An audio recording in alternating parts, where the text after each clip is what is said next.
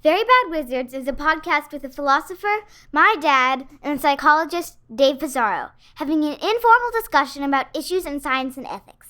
Please note that the discussion contains bad words that I'm not allowed to say, and knowing my dad, some very inappropriate jokes. See, Joey, that's the beauty of argument. Because if you argue correctly, you're never wrong. The great boss has spoken. Pay no attention to that man behind the curtain.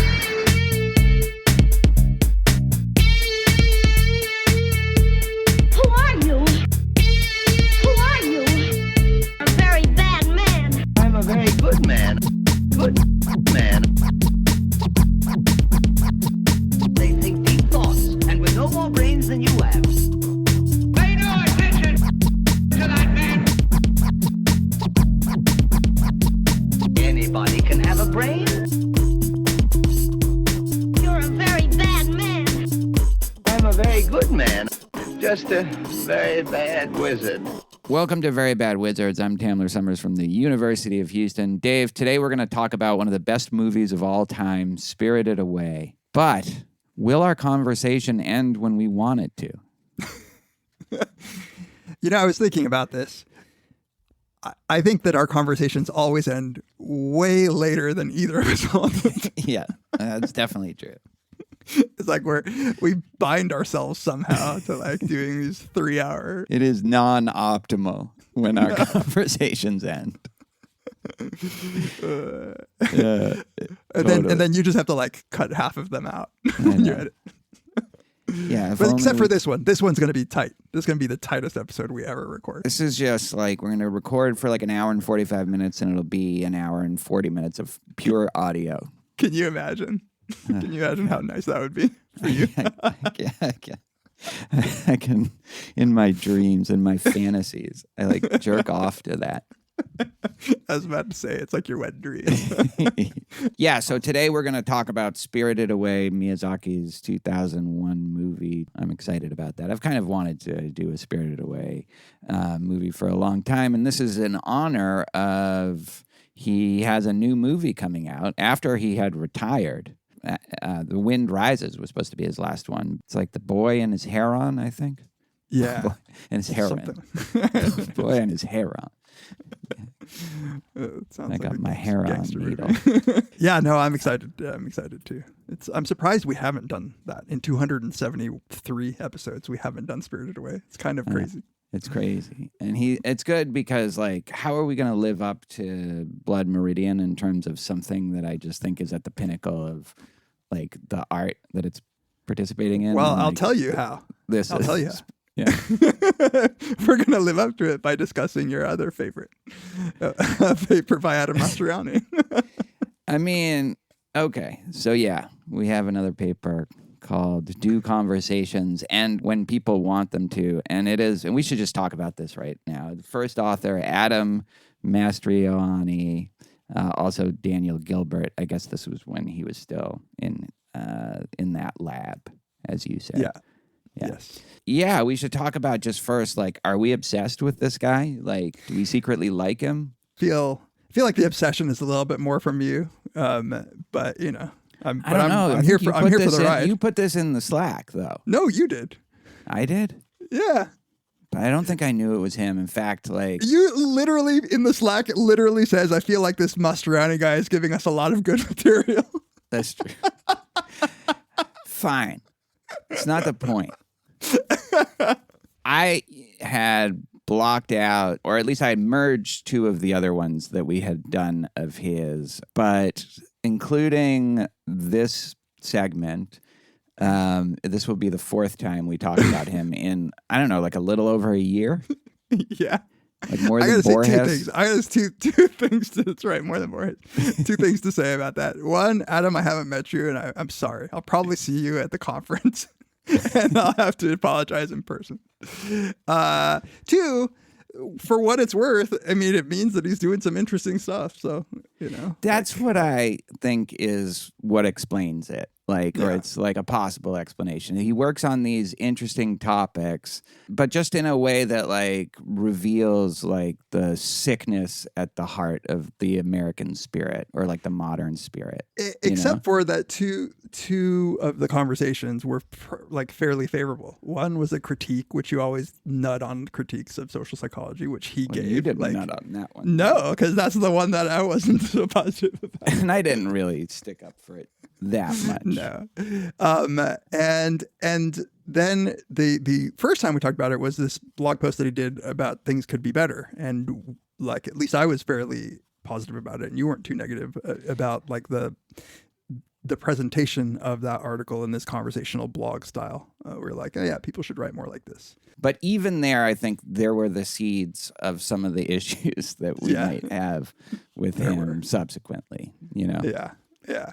But this paper, I think there's, we can talk about it in a way that's not too bad, just because I think the topic is interesting. So like we could just talk about the topic. Well, yeah, as far as it goes, like the studies are, you seem to think they're well done. Yeah. It's just that they like reflect the diseased soul of like America. But other than that, I should say the other two authors are Gus Cooney and Tim Wilson, also social psychologists of good repute. So yeah, this is a PNAS paper, Proceedings of the National Academy of Sciences, and it's two studies. One of them is just a survey study asking people, like the big question that they're trying to ask is, how do we determine when to end a conversation? So like it's just part of being social creatures. We engage in conversations with people all the time. And it's kind of an interesting question as to whether or not people agree about when to finish conversations. And I think we've all been in the position of wanting to end a conversation before it ended, and probably in the position of wanting to continue a conversation that the other person did not at all want to continue. I mean, 100% for certain, I have been on the side of this person clearly wants to end the conversation with me, and I'm still talking. It's not that I really want to continue it necessarily, but I still find myself talking, you know? Right. And I think that this is one of the things that interests me about this topic is that there's not a whole lot of structure to communicate those things. Like you have to, and I want to start with an anecdote because this happened to me in college, and it kind of illuminated the way I thought about these things. I had a friend who was blind, like 100% blind. Like when he was 12, he had some disease that completely left him blind. And I liked the guy, and every time I'd see him walking around campus, we'd end up getting in conversation.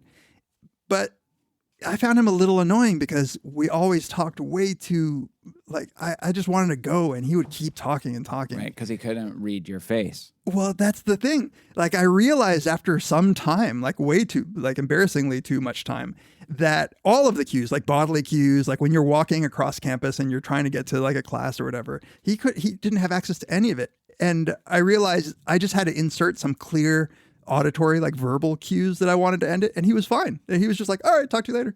And I was like, oh, this whole time I've been thinking that he's just like a hanger on, you know? Yeah. But to insert those verbal things like on purpose was kind of foreign. Right. Of course. Because I think so much of the stuff just gets done unconsciously. It doesn't always work. And I think, a lot of people are bad at reading these kinds of clues. I don't think I'm particularly awesome at it, but I can definitely see in people's faces, holy shit, oh, they want this to stop. Okay, I got to wrap this up. Like, how do I do this? Like a light leaves their eyes a little bit. Totally. Totally. It's like they had one of those strokes that's not obvious. Right. And then it's like, I don't feel like I'm not trying to keep doing it. I want to also give them what they want. I just wonder how quickly I saw that, Right. Could I ask you, what do you do, like students who come to your office and talk?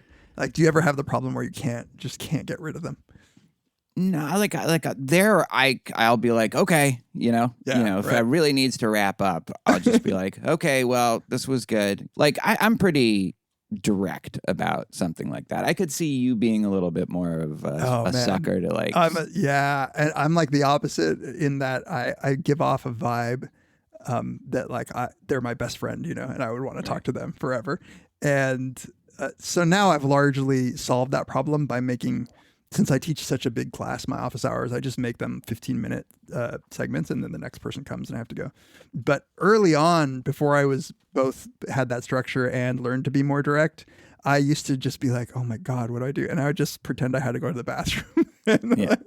Is that this whole podcast, like 11 years? It's just like you didn't know how to tell me that you wanted this conversation to stop. I feel like I've told you a lot worse things I've learned. I've learned to be more direct over the years. No, but yeah, no. Sometimes it can be shocking. I thought we were having a good conversation. Totally. And then it's like, but now I see that like, it's, other times it's like, yeah, whatever. One of us needed to like give off the signal. Like, I'm glad it was you. Yeah. Oh, okay. So speaking of that, recently I was at this Cornell hip hop. Cornell has a hip hop museum, and every once in a while they bring in like really cool people, like hip hop legends, pretty much. And I went to an event where there was this guy who was like a producer for Public Enemy. Like I wanted to talk to him. I was just so excited to talk to him. Yeah. And so I'm waiting afterwards, and the guy clearly is trying to talk to like the women in the audience who have come up to him. And he sees me hanging around, and I know exactly what I look like. I look like a desperate fanboy nerd dude, like who just wants to talk to him. And he's clearly trying to give off the vibe that like he's not trying to talk to me.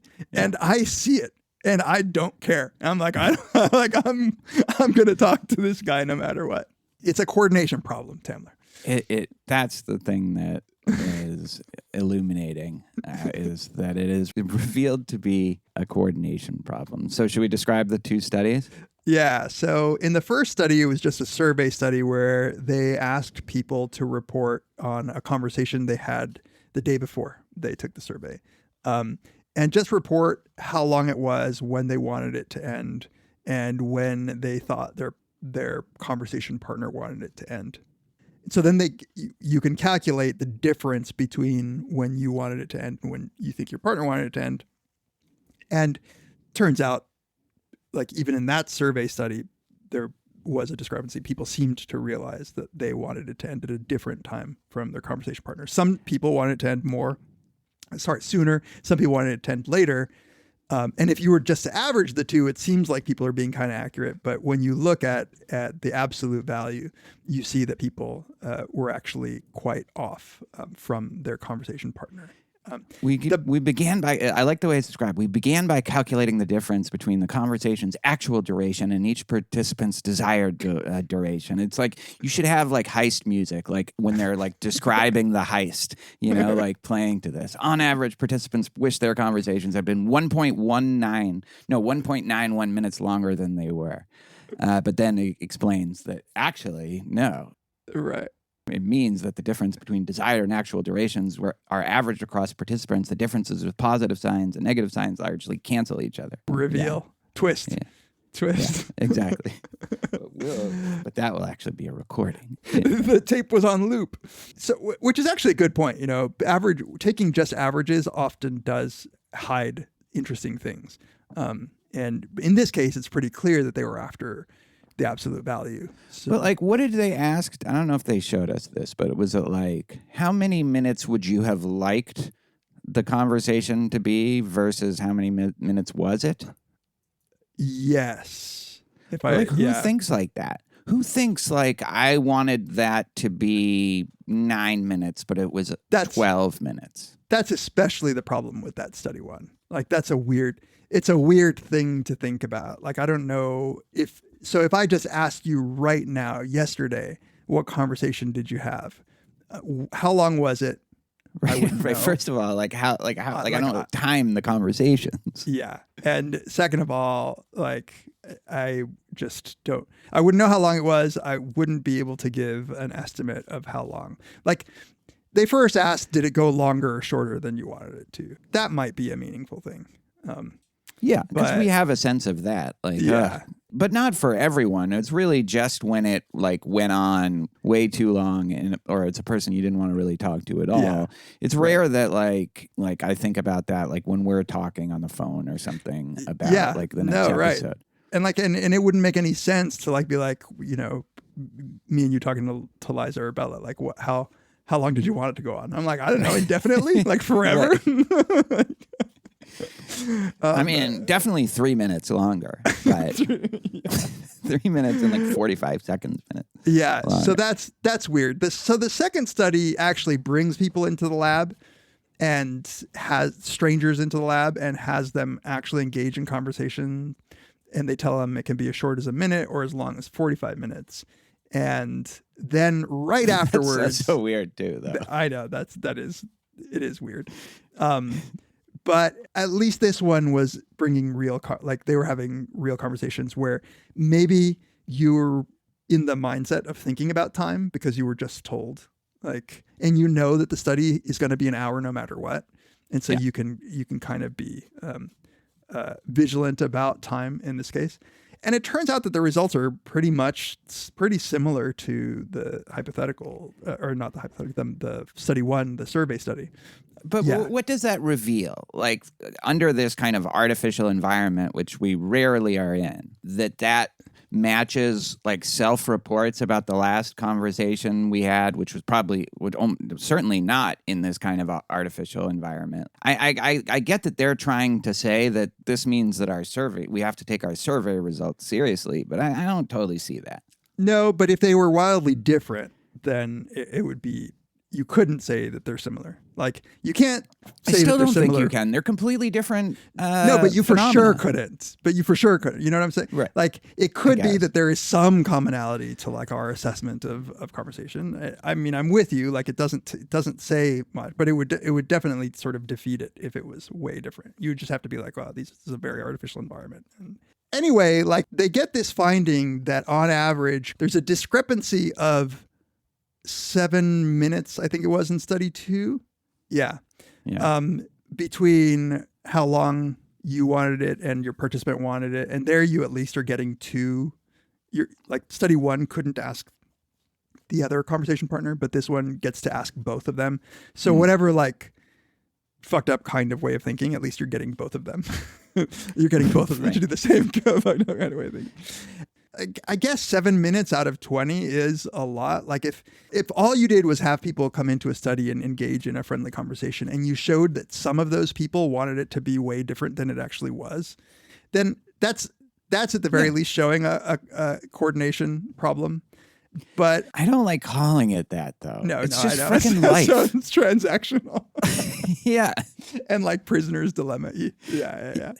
No, and even they point out something that I hadn't really thought about, which is what really complicates this and what really makes this a hard thing to I think even conclude anything from is that the dynamic between two people having a conversation is so like you get layers of meta where I might want to be talking to you longer, but then I think you don't want to be talking to me and maybe I'm wrong, but that influences then how much I want to be talking to you. So like it's just feeding into itself in a way that's I think really hard to simplify down to like just this like 7 minute difference.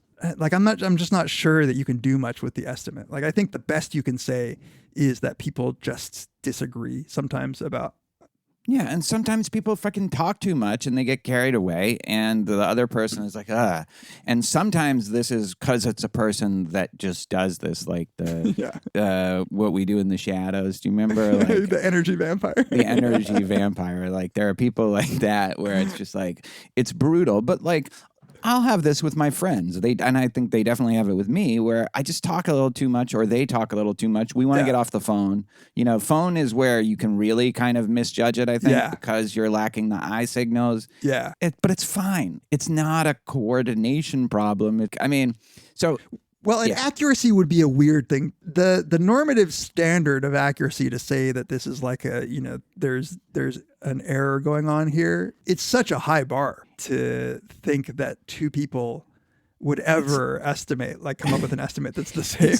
You know what this is? It's like the Alan Fisk frame. It's the wrong framework for this. That's how I feel about it. It's like using market framework to value like a person. Like you just don't like this. This doesn't compute to me anyway. Yeah, like maybe like with that. the It's not exception about of like, accuracy. Yeah, What? maybe with the real exception of certain professional conversations where like people are very much already in that framework of like, if you ever talk to like one of these people who are like, I don't know, like the Mark Cubans of the world, where they're like trying to optimize their time.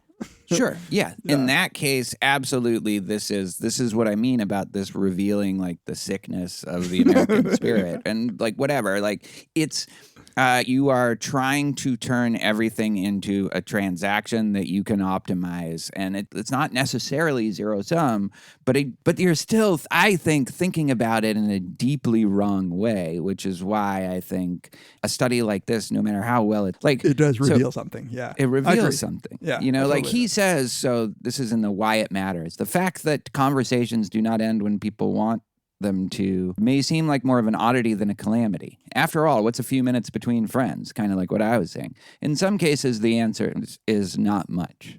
And yet, it isn't difficult to imagine how the massive failures of coordinations that our studies demonstrate could have serious consequences. For example, nearly 10% of the dyads in study 2 did not get what they wanted because both conversants wanted to talk longer than they did. The more we learn about conversation, this is the thing.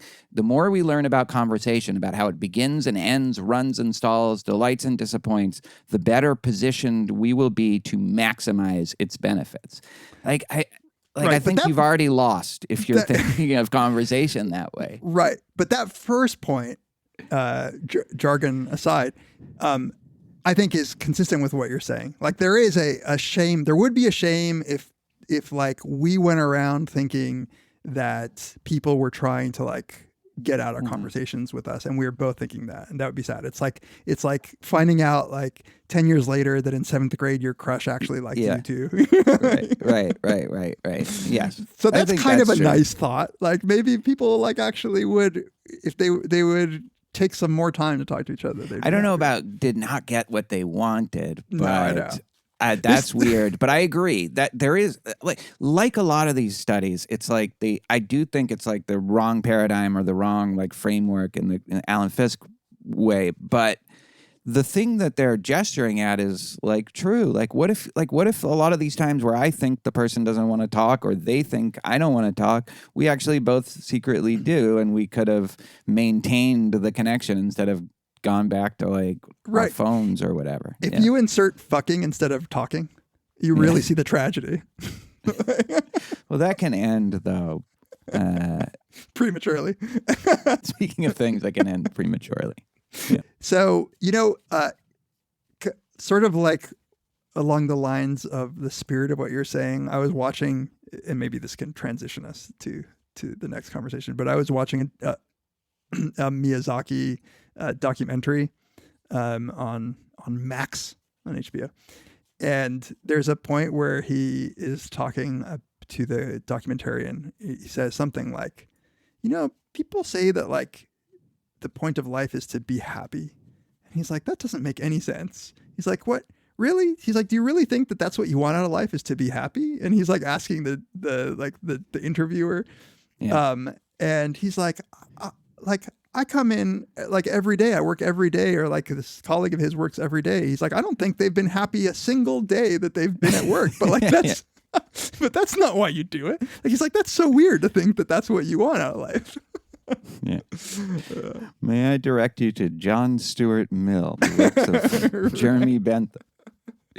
No, I know it is it is just something else to optimize your happiness, Yeah. And what Miyazaki is after is more ineffable, it's more like he's chasing the sublime. Like that's just a different thing than trying to be happy. Yeah.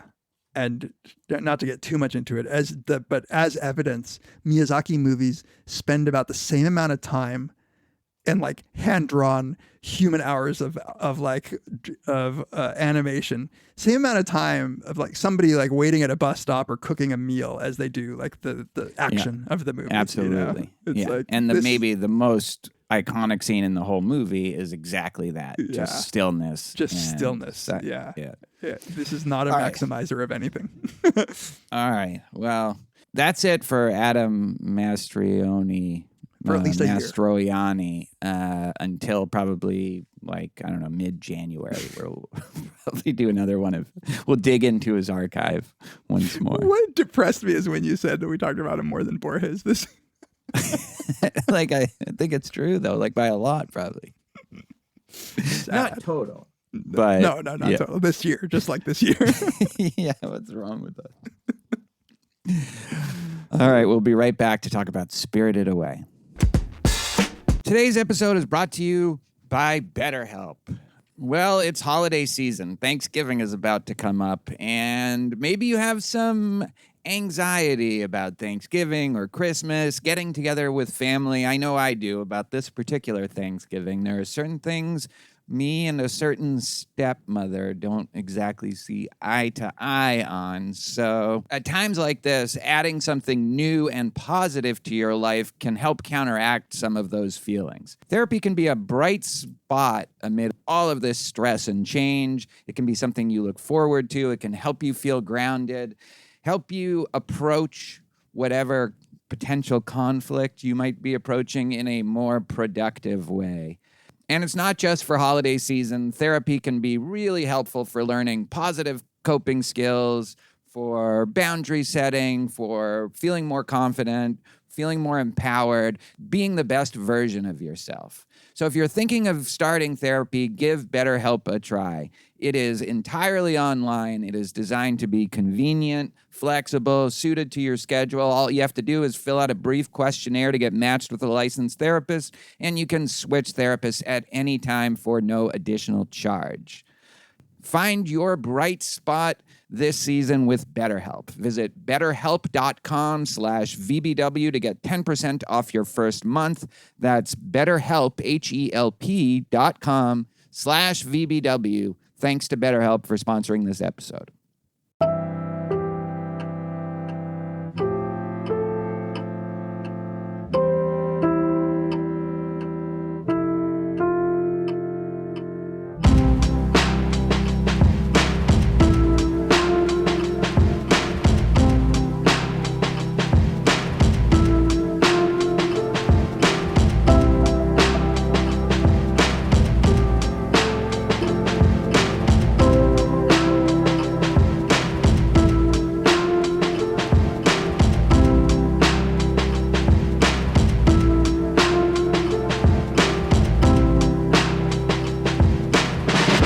Welcome back to Very Bad Wizards. This is the time where we always like to take a moment and thank all of our listeners, all of the people who support us, reach out to us, connect with us.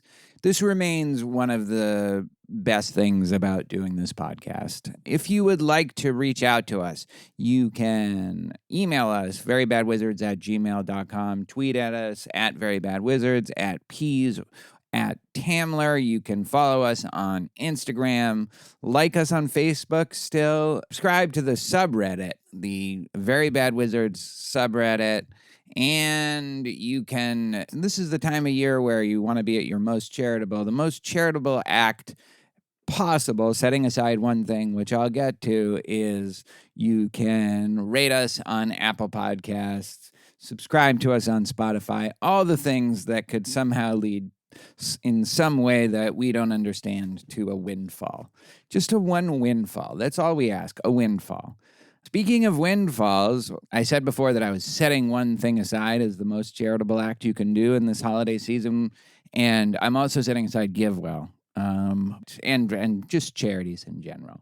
But if you'd like to support us in even more tangible ways, you can go to our support page where you'll see a bunch of ways to do it. PayPal, buy some swag, and of course, join our Patreon. We have a bunch of different tiers. Every tier gets you ad-free episodes. $2 and up per episode gets you bonus episodes, including the ambulators, including Overton windows. And I swear to God, there is a new Overton windows coming up. $5 and up, you get our Brothers Karamazov series. $10 and up, you get to do our Ask Us Anything videos. And right now on our Patreon, Pizarro has organized a bunch of different collections. Our movie episodes, our Borges episodes, our ambulators, our Brothers Karamazov, and it's all collected in a very easy way to access on our Patreon. So that's awesome. Thank you so much to everybody. We're so grateful for all that you do for us. All right, let's get to talking about Spirited Away. I feel like we've been leading up to this as a podcast. At least one thread of the podcast has been leading up to this. I love this movie deeply. Like, I think it's it's one of my top 10 favorite movies, period. Like, clearly the best animated movie in my view ever. Yeah, I just love everything about it. I can't wait to talk about it. What's your feeling about it? Do you hate it? Yeah, I hated this movie. That would be funny. That would be a great zag. I was just like saving it to have just like the most fucked up cantankerous conversation. No, I mean, I love it. I can't, there's so many things to love about it, but one of the things that it's just mesmerizing visually. Like, I love the animation. I love the design of all of the characters, and I mean, it's like, oh my God, and it's like one after another. It's like, oh, the spirits are coming off the boat. Like, that's the coolest thing I've ever seen. And then it's another thing, and it's just a picture of like the bridge at sunrise. It's like, and I also realize I haven't seen most Miyazaki films as much as I love them. Have you seen Howl's Moving Castle? I don't think so. Banger, awesome. Yeah. Princess Mononoke? I think I've seen. No, I honestly think I've only seen Totoro, Kiki's, Spirited Away, but it's like actually Castle in the Sky. The Wind Rises. Definitely not The Wind Rises. I definitely haven't seen The Wind Rises. Yeah. But anyway, you should. But you've watched like a 4-hour Miyazaki. I've watched more about Miyazaki. That was before we even decided that we were doing this. I just started watching it. Yeah. Yeah. Well, I remember because like I moved to Houston. Liza's like 4 or 5 years old. I remember this other faculty member. They had a kid that was Eliza's age, and they lent us Miyazaki movies. And so I watched it for the first time with Eliza, and then like all the movies, because we just got all of them instantly once we saw them. And and I've probably seen Spirited Away. I was trying to think today, like it's at least probably 20 times. Oh wow! Like I think it's just. I can't watch it enough. Every time I put it on, I feel like I there's certain things that are burned into my brain, but then there's just these new things that you learn. And I just I think it's one of the great things that we've done as like a species in the last 25 years. It's so good. It's amazing. So what do you think? Like, it almost seems silly to say, like, what are the themes? It's like, what are the themes of the Odyssey or something like that. Right. But what are the themes of Spirited Away? I mean, that's one of the things I wanted to start with, which is, like, this movie has so much, obviously not just visually, but, like, I think thematically.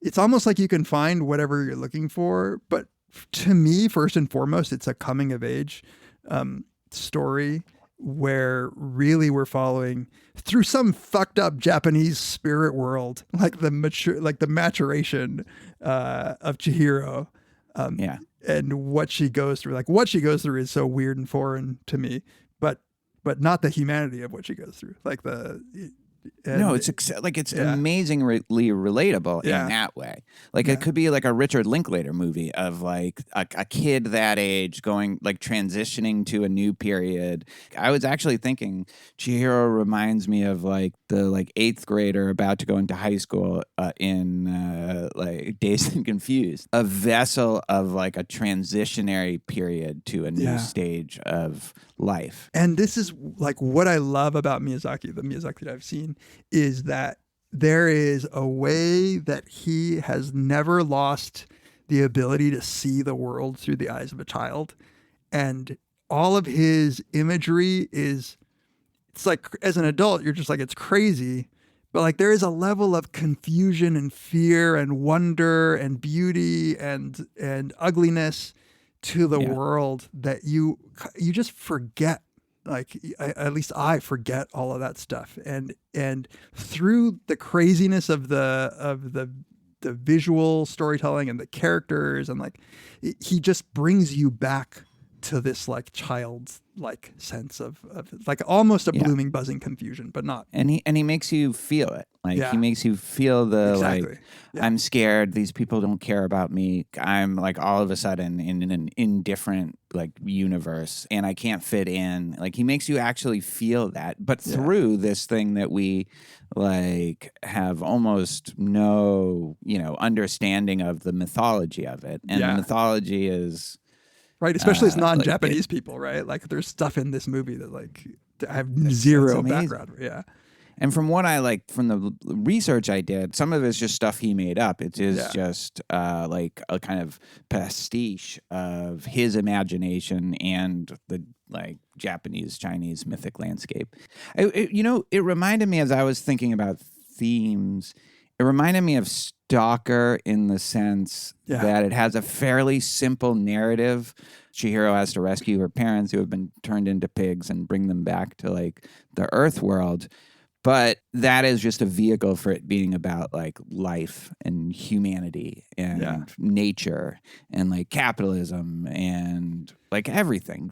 Coming of age, absolutely. Childhood to adulthood. Names, like what a name. Identity, Identity, growing up, and just the way people can be on your side and then not on your side, and it's confusing to you and you can't help. And it's just like Stalker, it looks amazing. Like if you just wanted to appreciate it visually, just for the visual aesthetic of it, it gives you more than enough from any movie. But then it also has all these other things. So yeah, I also thought of Stalker just because of like just like the long trolley ride, and there's just like a patience with this, that like stillness that I didn't even make that connection. Although I like thought of Stalker, but you're right. Those are the two like things maybe you remember the most about each movie. Yeah. And it's a long train ride through this like crazy world that you don't fully understand. Yeah.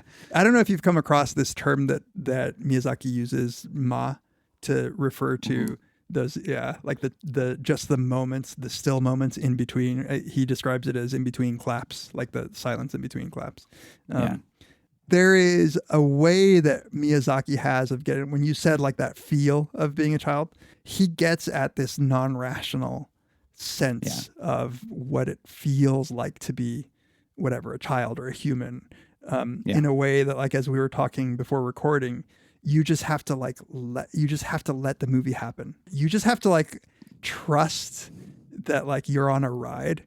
And it's not like people compare it to like Alice in Wonderland. And I really don't like that comparison, because as much as I love Lewis Carroll and Alice in Wonderland, that really is more random. Like that's like a bunch of just like cleverness and like a cool, quirky story.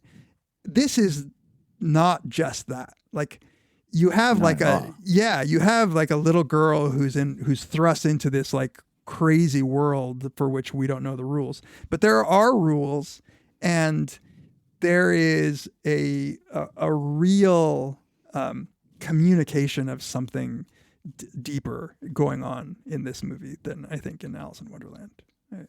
Yeah. So I'm not going to shit on Alice in Wonderland just because I haven't read it since I was a kid. Yeah. But no, it's great. It's just a different thing. I think people hang on to like the surface. They're like, oh, this is like a, coming of age girl. Yeah. Like, and weird shit happens to a girl in some world that she doesn't understand. But I think that's the only real similarity. Well, I am inclined to agree with you without even having any memory of Alice in Wonderland. Like, there's no way it's as good as this. Right, no. I like what you say about also you just have to let it wash over. It is one of the just let it wash over you movies without it being like 100% just surreal dream logic. There's a lot of dream logic, but there's also a lot of the movie itself talks about rules in a way that, there are constraints and there's a weird kind of morality in them. It's not just surreal images that we can interpret any way we want. Right. It's not a puzzle movie at all. There's 0% of it is that. It's not like, when is she dreaming? I think she, That's what I love about it. He goes to great lengths to be like, no, this really happened. And what you were saying about rules, I think, again, this is captures this. When you're a kid, you don't know the rules of the adult world. Mm-hmm. You just have to kind of learn. And sometimes you are thrown into a situation where you have no idea what how you're supposed to act or what the rules are, and then adults get mad at you because you didn't follow the right one. And it seems arbitrary. It totally seems not arbitrary, letting how could you let No Face in? Why wouldn't I let this person caught out in the rain? You've been just welcoming them, ushering them through the door. All right, should we get into it? Yes. All right, so the movie starts. Chihiro is a, 10, 11-year-old girl. Yeah. She is lying in the back seat, just depressed because her parents are moving her from one town to another. She has to change schools. She's not happy about it. And this is, another reason I love this movie is I had just me, my wife, and my girl, and we had to move. I guess we only moved when she was 4, but it is hard for a girl to move places. And she's a bit whiny. She's a bit clinging to these flowers that she was given as a going away present. She's clinging to her familiar past. But she's not being a brat. That's the thing. Nothing's ever clear cut. The thing I love is when she's my first bouquet and it's for me leaving. Yeah. And then the mother's like, you got a rose that one time. And she's like, a rose isn't a bouquet. So it's that's the kind of thing a kid does when they're in the mood. They don't want to be cheered up.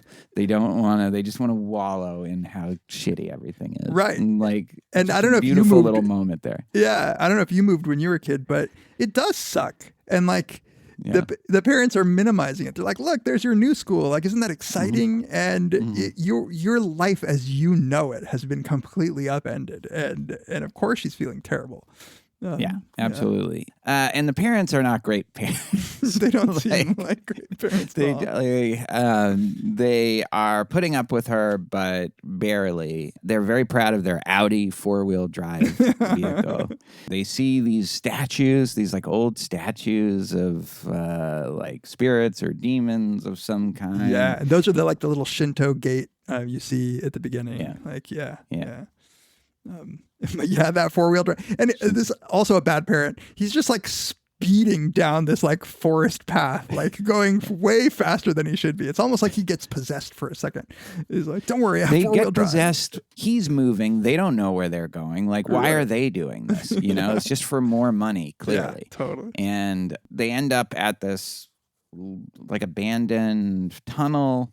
They decide to go exploring. The father says, oh, this is an abandoned theme park. There were tons of that. So I guess Japan had a boom in the 80s and then a bust in the early 90s. Yeah. Their lost decade. Is this an abandoned theme park? No, right? I don't know. I don't know. Or is there no answer to that question? It could be. It could very well be that the spirits have taken over. But whatever the bathhouse is looks older than that, right? But yeah. Yeah, and there's no rides or anything like that. It's just, it would be like Epcot Center or something if it was a theme park. Yeah, exactly. Yeah. It is a liminal space, though. It gives off liminal space vibes. I think this movie... The train ride is the most liminal thing, on film. Liminality has been optimized. So it's so liminal that she's disappearing. Half of her isn't there. It looks on the edge of being real and not real. It looks like just an abandoned something, because it has all this overgrowth on it. But then all of a sudden there's food like really, like not for you probably, but for meat eaters. Real disgusting looking. Like really good looking food there. And meanwhile, Chihiro on the way, like through the tunnel, she's being like, oh, don't go there. Like, we're going to get in trouble. Like, don't, overly cautious, overly safe kind of, what are you doing? And the parents there, yeah, let's go exploring. This could be cool. Like, why not? Like they have the right idea there. Yeah, they are, whatever the right balance is, they don't seem to have it. Like when they're crossing the river and the rocks, they're just like rushing on ahead of her, and she's like tripping up, like in a way that... Yeah, like you said, it's like they're possessed almost from the get-go. Yeah. The mother says, stop clinging to me, you're going to make me trip, which is kind of an interesting line. Both clinging being like this Buddhist thing of you're not supposed to try to hold on to things, but then also like the parents view her as like an obstacle, like right. On their path to success. Yeah. And then they just start eating, and just what you said earlier, the dad's like, don't worry, I have credit cards and cash. And this is a not too subtle. This is the commencement of the critique of capitalism. Yeah. And the kind of greed of adulthood as well, though, like I don't think it's constricted just to capitalism. It's just... This is stuff that like Plato is talking about, the leaky jar. They're just like shoving shit down their throats. Right. And I think it's like both like super local, like in that it's a critique of maybe that specific generation of Japanese people, and also like what you say. Right. Yeah. Meanwhile, she doesn't want any of the food. That's a kind of thing with her. It's like she doesn't want to take things that don't belong to her. Yeah. This is all very scary. Like, I wish I remembered, like, Eliza's, like, how she was when we first saw it, because she was definitely young. She was probably 5 years old, 6 years old max. Yeah. Like, was this terrifying to her? Because all of a sudden it gets dark. Like, these people start kind of like these spirits, these black spirits are just start populating the place. The music is so good in this movie. It's amazing. And she starts wandering away, and this is terrifying. This is a nightmare. I think it's the whole movie seems to me terrifying. Like if I just switch on my little kid brain, it's terrifying. Like the whole thing is terrifying. And I did listen to a podcast a pop culture podcast that I listened to, and one of the guys was saying he's like a huge Miyazaki fan, and he's like, I think I showed it too early to my kids. Like they were just really freaked out. And yeah, there's a lot of imagery that I think hits exactly the button of what scary is to kids. What's interesting is the first part of the movie, there's also parts that are more welcoming and warm, but the first part of the movie is just all scary. It's like, oh my God, my parents are doing something that I'm uncomfortable with. They don't seem to care that I'm uncomfortable with it. And then all of a sudden that becomes magnified into a whole spirit, like alien spirit world that is coming to life in the moment as it gets dark. And then I go back to my parents, and they are pigs. They're just actual pigs. That is a terrifying scene to me. Like even to me, like they turn and they're just full on hogs. And like the father is so full that he like falls over, like he like falls over from his stool on the ground and just starts like barfing up like some of the stuff that he's eaten. It's a lot of barfing. Yeah. Yeah, no, he's not pulling any punches in terms of how he presents this. Yeah. This is like your worst nightmare. Your parents turned into pigs, and then she just runs away. I think because it's not totally clear if you're her that they're her parents. Right. They're dressed like her parents. But that's like one of the images that is burned in my brain is when they both look up and they're pigs. Like from the first time I saw it, there's certain images like that are the ones that I can see in my brain anytime. Yeah. Yeah. So then Haku finds her, right? Yeah. Just takes an interest in her. Now she's completely helpless, right? She's alone, and Haku kind of explains. Like, this is, I think, the first time in the movie where if you're a kid, you're like, okay, good, we have this guy that's going to help her through this horrible situation that she's in. And then again, this is very nightmares. She starts to fade. Like, she starts to be transparent. And he says that she has to eat something from the spirit world to make her not completely fade away, right? Right, yeah. And so she reluctantly, in a scene that has some symmetry with a later scene, he sort of coaxes her to eat something and swallow it, and she gains solidity again. And yeah. Do you take anything bigger from that other than it's just nightmarish that she's fading away? He gives her something to ground her. Is it like she has to do something to accept that she's in this new world? I mean, there is to me, like that's the first physical manifestation that she might lose her identity. I think is in her fading, and then the food thing. I'm just not sure. Like it seems to be such a theme in this movie.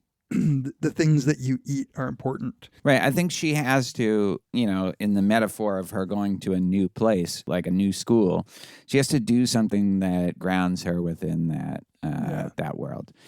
Now the spirit world fully comes to life, and there's a boat coming. Yeah. And the spirits coming off the boat is another one of those images. But now that's just wonder, Yeah. Like when you see that, it's like this is, the music, just the imagination of all the spirits coming off the boat. It's just like now I'm like Chris Farley when it comes to that scene. Like that thing cool. where that was awesome, Yeah. Yeah, like that transition into night, all the lights come on, the sort of town becomes alive, and the bathhouse is open. Yeah. Yeah, and the bathhouse is amazing. There's a weird thing where she has to not breathe as she goes across the bridge. That's the first interaction with No Face. Yeah, and that always creeps me out too. Like the first time, like the spirits. Yeah. So she has to hold her breath so that the spirits don't see her, according to Haku, and she's holding her breath, but there's just one spirit that sees her and follows her, which is just like pops out to you in the way that like that Hitchcock scene does when like all the faces are looking at the tennis ball. And like there's a one face that's staring at you. Yeah, Stranger Than Fiction. Yeah. And this one is just like, wait, that one spirit sees her even though she's holding her breath. Yeah. Like, And we have to talk about what it is about her that draws No Face to her, because you're right, it comes so early on. Yeah. Yeah, and she almost gets across the bridge without breathing, which is impressive. I was holding my breath this last time that I watched it. I was trying to hold, and I made it just as long as her. The frog, I remember that the frog breaks it. It doesn't seem like that big a deal. I guess it just kind of sends. I guess narratively, the idea is now she has to get a job and work in this place because people are going to be looking for her. And maybe they could, maybe Haku could have done something. But he seems like he's like, you did great. It's fine. Yeah. So then he tells her what she has to do. The only way for you to live here is you need to get a job and you need to work and you need to just keep asking. Yeah. And then she has to go down these like really steep steps that are like that's another scene that's just so amazing. Yeah. It's just so well done. Yeah. Yeah. So like we're getting, he's laying out the like layout of this little mini city, this park. Because later on we'll be familiar with it in a later scene. But as she's walking down these dark, steep steps, it gets to the exact thing that you were saying about her being a sort of anxious kid. Like, she is sitting down on the steps, pulling out a leg out to get to the next one super reluctantly. And going then backwards. Going backwards, exactly like the way that babies have to go down steps until she hits a step that breaks and she just like flies down. Runs. Yeah. And this is a like foreshadowing to where like later on something like these stairs is not even remotely a problem. Yeah. Exactly. Yeah. And she falls, she catches her step and runs down the stairs and smacks right against the wall. And like, it's just one of those cases where it's, sure, it was dangerous, but the worst thing that could have happened probably did happen and she was fine, Yeah. Eliza at certain point in her life could be a little too cautious about things like this. Not actually when it was something like this where it was like dangerous because she could fall or something like that, more because she could get into trouble. But it's that same thing where she just had to let herself go. And then once she did that and she realized it was fine, that's the thing you have to do. By the way, we haven't talked about this. You watched this. I only watched this subtitled after I watched it dubbed, I think the first time. But you watched it dubbed recently in addition to subtitled, right? Yeah, I watched the subs and then the dubs, like with Vic Mackey as the father. with Vic, I was about to say. I have a real problem with the dubbed version, but just right at the end. But we'll talk about that when we get to the end. But it does something kind of unforgivable. So then she meets Kamaji, a six-handed, kind of gruff but kindly man with 6 arms that runs the boiler room. In the depths of the bathhouse. Yeah, such a great character. Like, has these like dark glasses on and like kind of spider-shaped, and his arms extend, and he has to like... Yeah, he has to run the boiler room that heats all the water for the bathhouse, and is like constantly working, and has these little soot sprites that are just these like enchanted, little things of soot that pour the coal into the boiler. The boiler, by the way, just like, I don't even know if thematically, but it just reminded me of Moloch in Metropolis, like the great big furnace that they feed people to. Yeah, for sure. The soot balls, the little soot balls, are the first indication of like, oh, this is a kids movie. And we're giving something for the kids. They're like the first like slightly Disney-ish touch in what has been to this point completely terrifying movie, And they're kind of slapstick. They're cute. They're they're like the Japanese Minions, like exactly.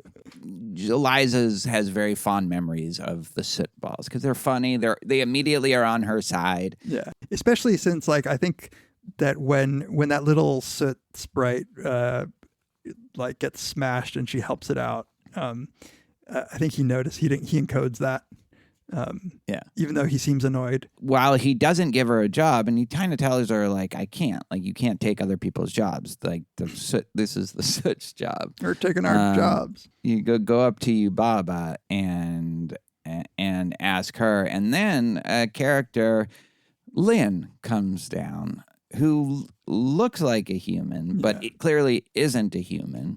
Right. So it's just like they can take human form in the spirit world. And we never find out what Lynn actually is, right? Right. So Lynn is now like another figure, a little like Kamaji, who is like, oh, I got to deal with this, but is actually kind of on her side. And the Kamaji, we learn that he's ultimately supporting her because he bribes Lynn with a newt. Yeah. Like and lies and says, this is my granddaughter. Like, give her a job. Yeah. That's right. Right. Which is like, like he could, like, according to the rules, could she be the granddaughter even though she's a human? And he's like, this is one of the things. What does that even mean? Yeah, this is one of the things where I like one of the examples of like, if you try too hard, like you'll miss the spirit of it if you try too hard to like get the rules down. Like, you just don't know. We don't know the rules. Like, they're it could be that Lynn was like, okay, he likes her. I don't need to know any more than that. Now we get the scene in the elevator where we meet the radish spirit, who, for me at least, I don't know what you think, is a Mount Rushmore spirit in this movie. I love the radish spirit. I'm trying to think what he looks like. He looks like a sumo wrestler, like, kind of. And an elephant. Like, if you could combine a sumo wrestler and an elephant. Yeah, and he's just like, what you can't tell to what extent he's like being intentional about anything. He's just this big. But he's benevolent. He might be the most benevolent entity in the movie. I think. Like, even in this scene, he's very benevolent. Like, he hides Chihiro from Lynn's boss when Lynn's boss, like, is he being intentional, like, in hiding her?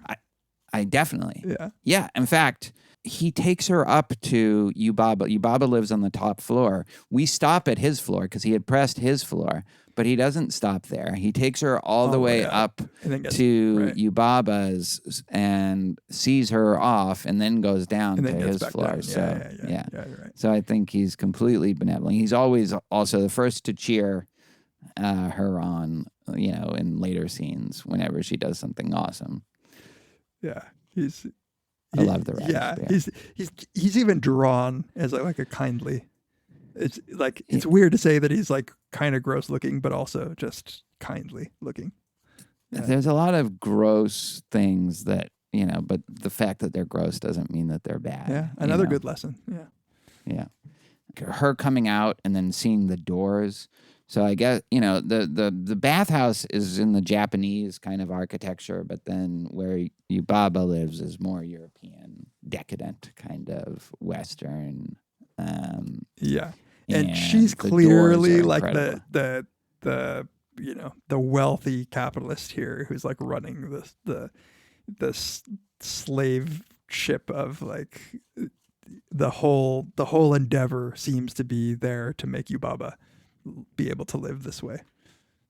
But she's not a villain, I don't Well, think. this is the thing about Miyazaki. I don't really think there's good or bad here. Like there just is.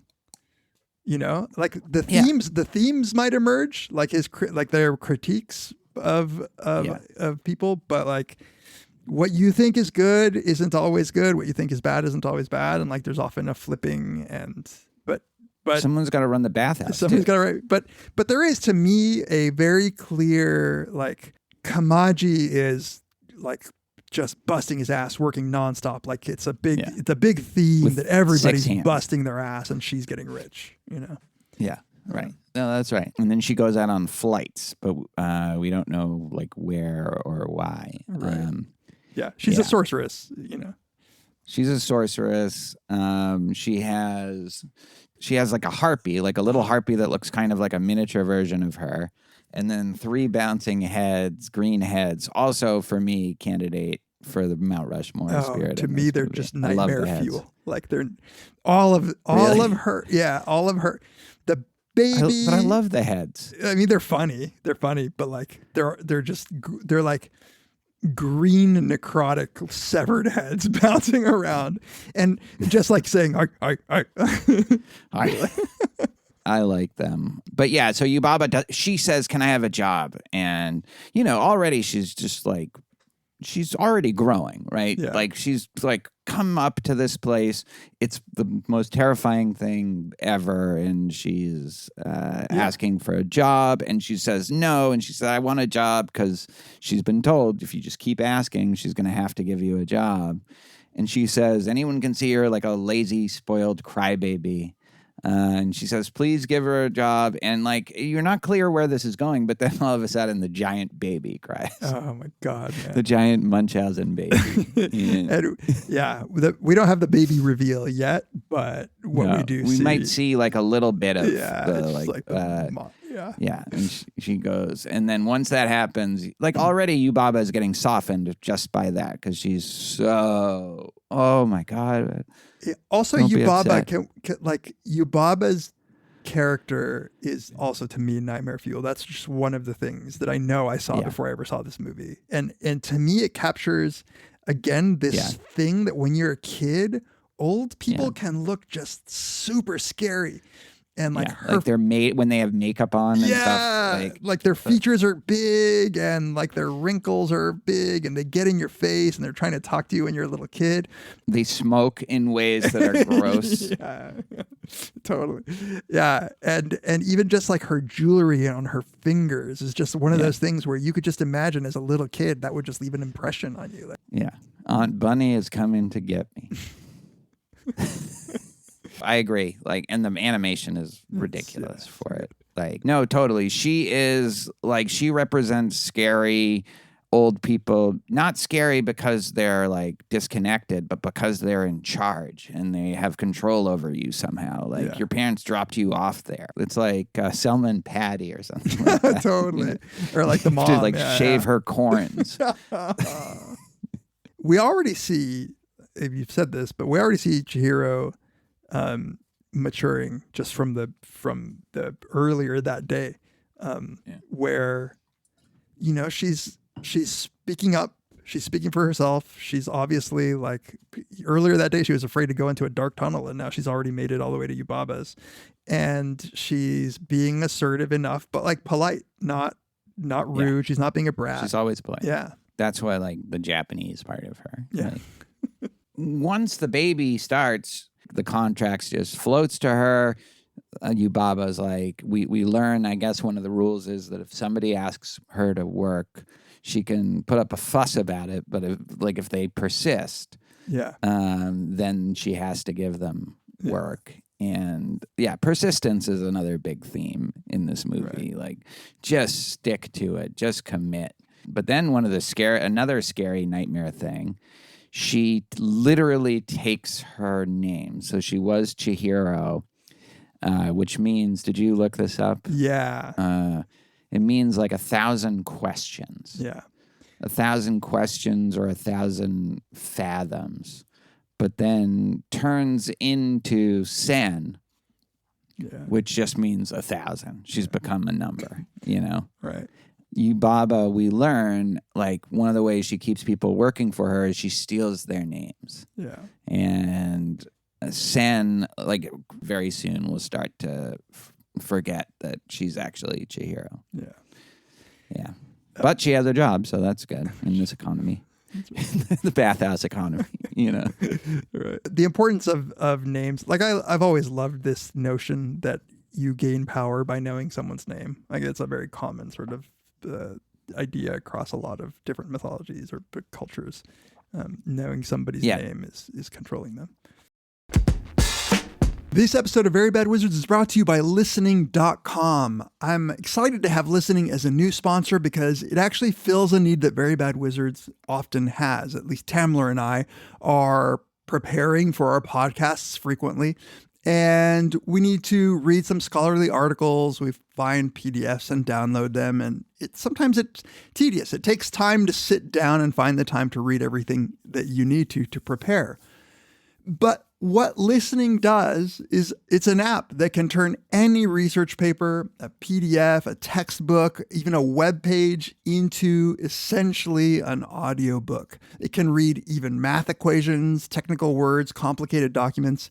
It knows to skip citations, footnotes, and references, and it lets you jump straight to the chapter or the sections that you want to listen to. It even has a one-click note-taking button where it automatically puts the last 10 seconds that you listen to into a notepad so that you don't have to type notes while you listen. I know a lot of the people who are part of our audience are academics or academic adjacent, or you're so interested in some of these topics that you want to read for your own. And there's no like audio book service for just random PDFs that you find or the PDFs that we sometimes leave on show notes.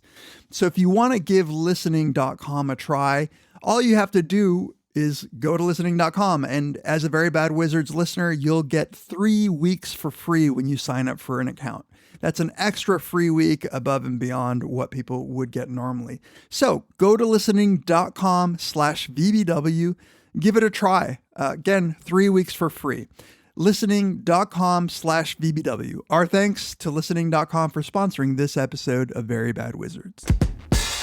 What do you take any, like, this idea of the name being, I don't know, something that she has to hold on to or remember?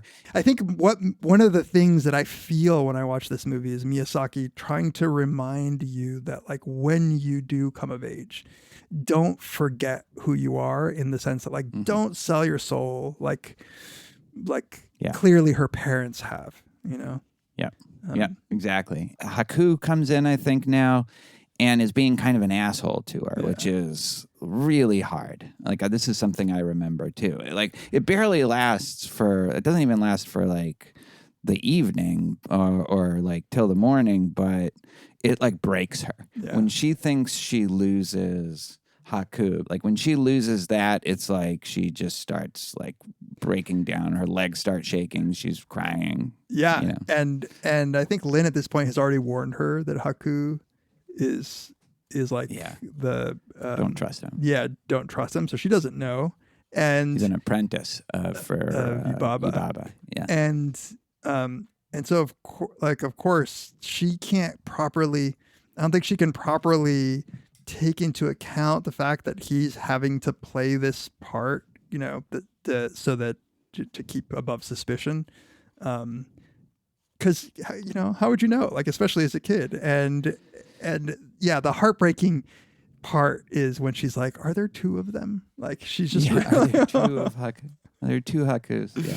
It's like, if you move to a new school or even just you move to a new phase of school and you have this new friend that is your entryway into this new world. And then all of a sudden they're assholes to you. It's like now you feel so stranded, so alone, Totally. so completely devastated. It's like the worst thing that can happen. Yeah, he was the one who grounded her, right? Yeah, exactly. And now she's not. And she literally starts shaking and feels pale and goes to bed. But like what I like about this movie, and this is, and Miyazaki in general, with maybe a couple exceptions, he doesn't let it's too unbearable. So he immediately comes the next morning and is like, I'm going to show you your parents. And she knows, okay, I'm back on the side. But like in between that, there's this gorgeous shot of the bridge in the morning, like with the fog and the mist of the thing. It's just freaking like a painting. I mean, like an actual like impressionist, like gorgeous painting. Yeah. And then we get her running to meet Haku to see her parents. And she's already going down the steps like a pro here. Yeah, totally. And this is when she is like starting to forget her own name. Yeah. And he tells her they can't even remember that they were once human. So like she's gonna have to remember what they look like. The parents are useless right now. They just fully are in her hands. Yeah. She needs to And like save really them. literally indistinguishable from any other pigs. Yeah. Here's where he says Yubaba controls people by stealing their names, but then he also gives her, I guess, human food. So he gave her spirit food so that she could be grounded in that place. But now he's giving her like some sort of rice cake to ground her to her name so she doesn't forget her name because he's forgot his name. Yeah. And that's when, to me, like I think one of the most poignant scenes of the movie is once she's eating and she regains her strength, she just breaks down and the tears just start flowing. And I don't know what you think, but it's so beautiful. Yeah, music. It's such a moment where she's been clearly running on adrenaline up until now, and this is like a moment where she finally is like letting it all hit her. Yes, and exactly. And like one of the thoughts that I had is that part of what's heartbreaking about it is that she's eating, and that might remind her of her parents eating and turning into pigs. Yeah. And I think you're right, though. It's more just you've been trying to control yourself up till now. You keep it together. And then finally, you're given this food. And like I have a couple of these in my memory that I'm going to try to like not cry about it. But like it's just a release. Yeah. And like it's not a bad thing that she's crying, I don't think. It's like it had been building up in her so much, and the theme I think emphasizes it's like the classic dun dun dun dun dun dun dun. She needed this. She needed the release of this. Yeah, totally. He, meanwhile, we find out is also a dragon. A flying dragon. He's told her already that he knew her from before. But he doesn't know. He knows that but he doesn't, because he doesn't know who he is. He doesn't know who he is, so he doesn't know why he knows her. He just knows that he does know her, and he tells her name, and she's like, "Oh yeah, that was my name." Now we get her letting in No Face. Yeah. Should we do a No Face discussion right now? What he is outside in the rain. She lets him in on her way up to go to work. Like you said, he already had shown some interest in her. Yeah. Yeah. What do you think No Face represents? Yeah, man. It's like the for me, it's like the question of this movie for some reason. I don't know. No Face, to me, I'm just going to say he needs people to need him, to like him. He's a spirit that just represents like he'll do whatever he can to get people to like him or give him attention. And you see that he's like constantly trying to give people something that she resists. Whereas everybody else, they fall prey to his little, like, giving them what their heart desires. Like, he gives everybody gold and they get all greedy and he just feeds off of their greed. But he absorbs like the values of the people around him. Yeah, and then definitely. absorbs the people around him. Exactly. He becomes the people around him. He becomes the voices of the people around him once he absorbs them for real, physically. It's like he has no identity, like, and yeah. So when he's around her, I think he's fine. He's good. Like, he's not. My only potential disagreement with what you said is I don't know if he would have done that had Sen at this point. He tried to please Sen, and Sen wasn't interested in just having more and more of whatever he could conjure. And it's only then that he starts like eating other people and trying to give them gold. Well, yeah. I mean, he was needy to Sen. He didn't seem like he was needy to anybody else. But at the same time, he does represent a kind of extreme loneliness. Just he's invisible. Nobody else even sees him. Nobody sees him, and he sees Sen. He sees Chihiro. And Sen sees No Face. Yeah, and I think this is the thing. Like, I feel like he notices her because she is also lonely.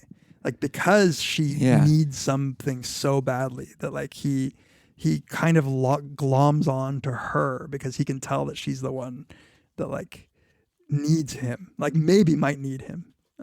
And his one chance at a kind of connection. Yeah. He just floats around kind of hovering on the outskirts, on the periphery of all this other stuff that's going on. This, like, really lively, like, bathhouse, like full of energy and full of people and yelling and stuff. And he's just, he's on the outside looking in. Yeah. The one thing I would say right now, and then we can just talk about him as he goes, but if you talk about no face, you have to think of this idea, like the Zen idea of no face, no head.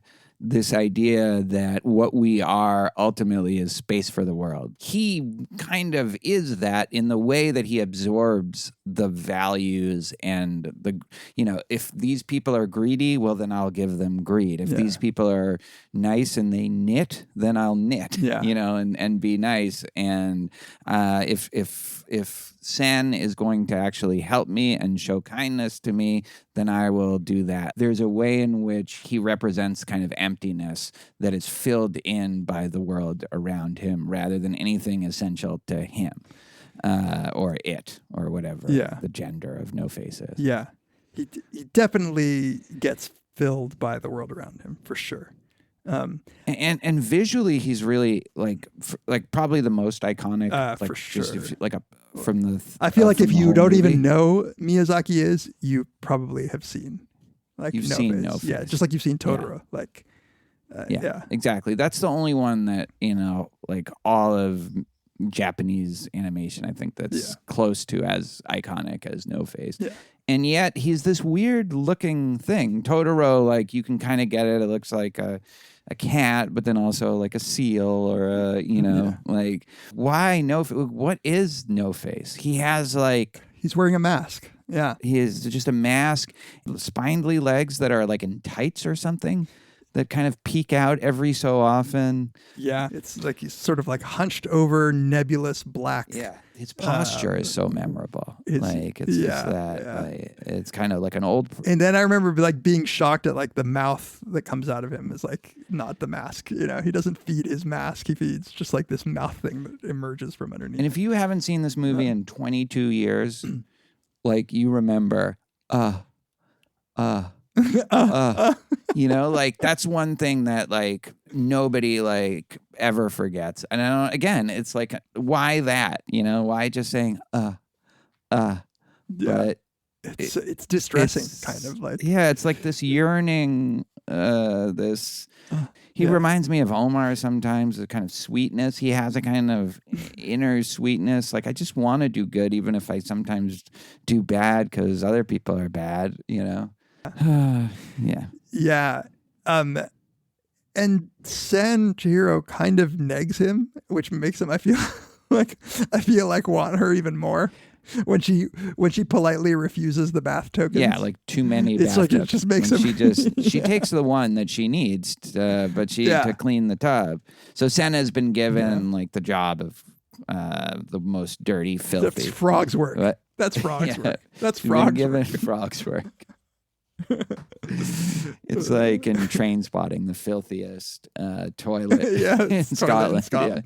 Yeah, but meanwhile, like timing the stink spirit, or what most people think is a stink spirit, just starts wandering through the town. And this is very cool. Just him wandering through, everybody like shut in the restaurants, like shutting their doors and windows because And then everybody has to open them. and then back everyone up. has to open them. Then he's on the bridge. And like if we haven't said this clearly, the place of business is a bathhouse where spirits literally go to bathe. Yeah, right. So this dirty stink spirit is going to get bathed, and they have to fit him in the biggest tub, which is the one that Lin and San Chihiro have been tasked with. You just feel this. You can smell like the stink spirit. Yeah, and it's like a almost like lava pouring down the sides of him, but it's just mud. Yeah. Like constantly like leaking mud. And probably shit. And like, it's like the everything. bayou Yeah, here. It's like, you don't want to know the shit that's in there right now. It's just disgusting sludge that's probably like animal species, like dead bodies that have decomposed in it. Like, it's just so, I mean, we'll learn that there's a lot more in it too. I guess he has enough money, or they have to give him the bath. And it's so sad. He just kind of trudges in like a wounded animal, and like, and so Yubaba, who still has it in for Sen, says you have to take him into the bath. Then there's this great scene of her essentially trudging through like shit and mud and sludge, and like this is like a stalker, it's like all that stuff that they're just lying in, like nuclear waste, whatever it is. And she has to she ends up using the no face tokens that she originally turned down to wash the river spirit. It's actually kind of a beautiful thing when it comes down and really cleans him. To the point where she can find this, I guess, spear that's in him. And yeah, she notices that she thinks it's a thorn in his side, but it turns out to be a bicycle handle. Right. And Yubaba mobilizes everybody. She knows, okay, this isn't actually a stink spirit. And they pull out all this pollution that's clearly been in this river. And there's this very cool scene. Yeah, and it's such a satisfying. Yeah, it's so such a satisfying. It's like pulling out a splinter in one sense. Yeah. It's like satisfying there, but it's also just, it's like draining the pus out of a wound, like the pressure is built up. Yeah. It's like catharsis. So Miyazaki, and I like one of the documentaries I watched, like Miyazaki every weekend, every Sunday, he would go, he's part of a group that would go clean up a river in the little town that he's in. Just as volunteer, like when they got there, like the river was just polluted. It was just nasty. And so he's like goes every day, every week he'll go and like clean out that river. And now it's like in much, so he was inspired for this river spirit. Yeah. When they do it and she gets under the water and she sees him as the river spirit for the first time. And he's this, like, I don't know even how you describe him. He looks like a kind of the mask, a wooden mask. The wooden, yeah.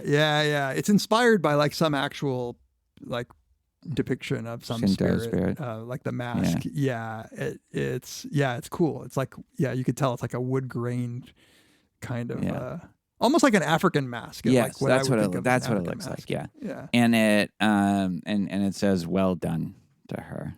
Yeah. And then everyone cheers in the bathhouse. It's like they all pulled together for this. It's like the radish spirit is waggling his belly and his titties. It's Fat old titties.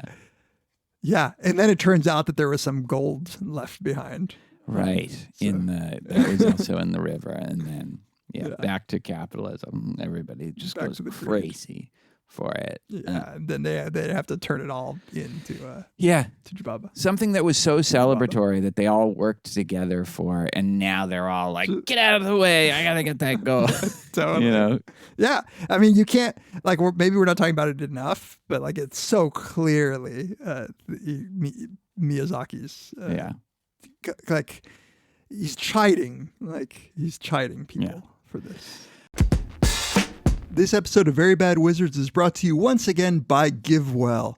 It is that season, that time of the year where hopefully you're thinking a little bit more about giving to others who are less fortunate than you. And when you're making that decision, there's about 1.5 million nonprofits in the United States, and there's millions more everywhere in the world. So how do you know which one could make the biggest impact when you donate? Well, GiveWell was founded to help donors with just that question.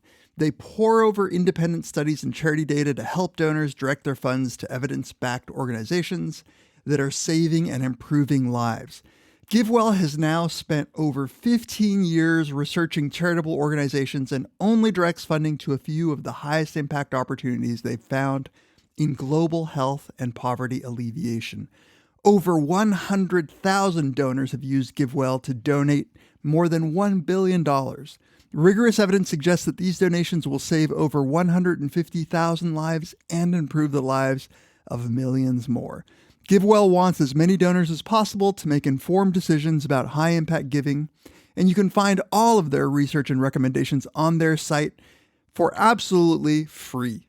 Nothing. It costs you nothing to get access to all the data nerds' information and spreadsheets. You can make tax-deductible donations to their recommended funds or charities, and GiveWell doesn't take a cut. No money for them.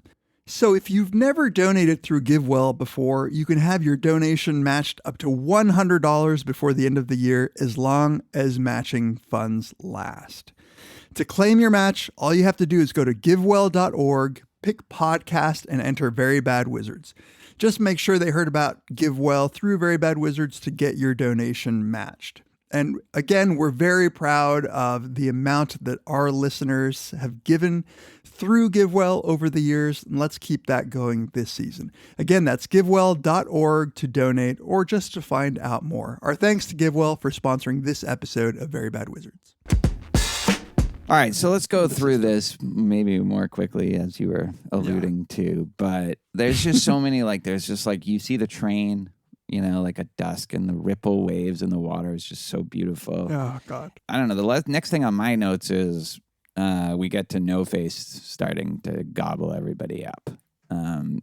Right. Chihiro wakes up, everybody's gone.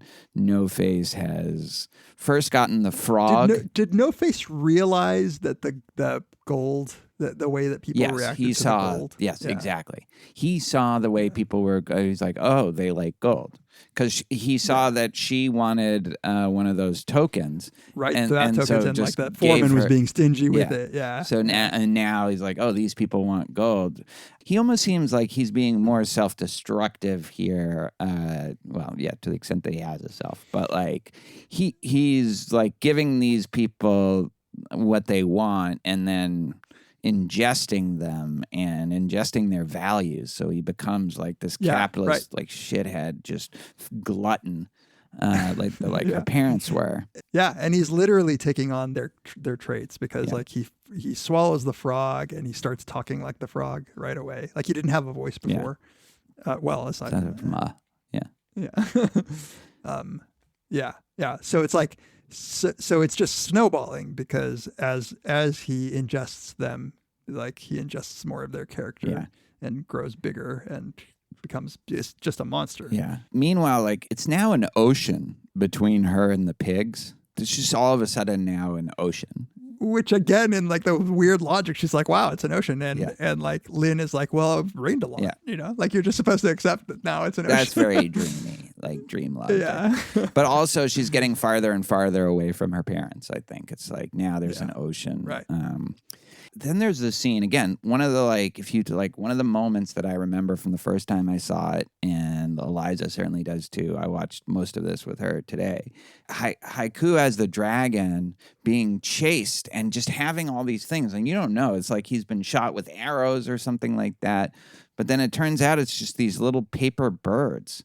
And he's really wounded, like to the point of like he seems like he's dying, and just the way he like is moving up the it's just so hard to watch. It's like it's so hard to watch, and it captures just a wounded animal so well, even though this is not an animal that we've ever seen. Obviously, it's just so good. Like the animation here, the way that he goes up the wall, he like thrashes. Is just like, it's an animal that's dying. It's an animal that's like, it might have stumbled in a trap. It's just like not functioning properly, but it's still desperate to try to save itself. And so now Chihiro, like she's been pretty focused on getting a job and saving her parents, but now she has a new mission, which is to save Haku. And she comes across the No Face, I think, at a certain point. And totally. No Face tries to give her all this gold. She's like, I don't need that. And he looks so distraught. Like, I think he's already a frog creature by then. But, like, he looks so distraught when she just doesn't want it, you know? Yeah. Totally. He's and Haku has gone up to the to Yubaba's room, like where he's, his headquarters. And so she's just trying to get up there. So she's just like has no time for it. But again, she's polite. Yeah. She's not like she thanks him for his help, like with the bath tokens. And she says, but I don't need that. And also she's like James Bond at this point, like walking on a pipe that is like about to like fall. Like, whereas before she was going down like a staircase, like backwards. Now she's just, cause she has this mission. I got to save Haku, you know? Meanwhile, like one of the paper birds that has been chasing Haku all of a sudden starts helping her. And you're like, what the hell is going on? I didn't see that it's helping. I didn't read that it's helping her at all. Directing. You didn't see that? She's directing. No, it's hiding. It's hiding on her. What do you mean? Have I misunderstood this? I think it's just hiding. Like, because every time she turns, like it hides more. Like it gets on her back. Like it's just trying to get up to the room to. I think it's hiding from others, but it's telling her where to go. Like it keeps saying, do this. Yeah, it's like instructing her. Like verbally? No, but with gestures. She sees it. No? She does see it? Am I crazy? I mean, she knows where Yubaba's stuff is already. Yeah, but I thought it helps her hide when Yubaba comes. No? Because this we will find out is a kind of hologram version of the kindly twin sister.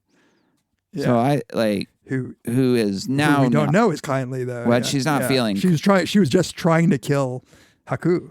Yeah. So like I thought she was just like trying to hitch a ride because she doesn't know where Yubaba is. Oh, maybe. God, that would be. Then I got to go. Like, I want to look at that. I claim no expertise here. We'll see. I could be the one who read it. But either way, it hitches a ride. Yeah. And she ends up in the baby's room. Here's where we find out that the baby has been like real Munchausen syndrome, like kind of shit where like the baby is afraid of germs, afraid of like the world. So very much like how kind of this is like a cautionary tale for Chihiro, I think. Like your parents aren't like this, but they, you wanted them to like coddle you. This is what it could have been like, Also, this baby is the fucking stuff of nightmares.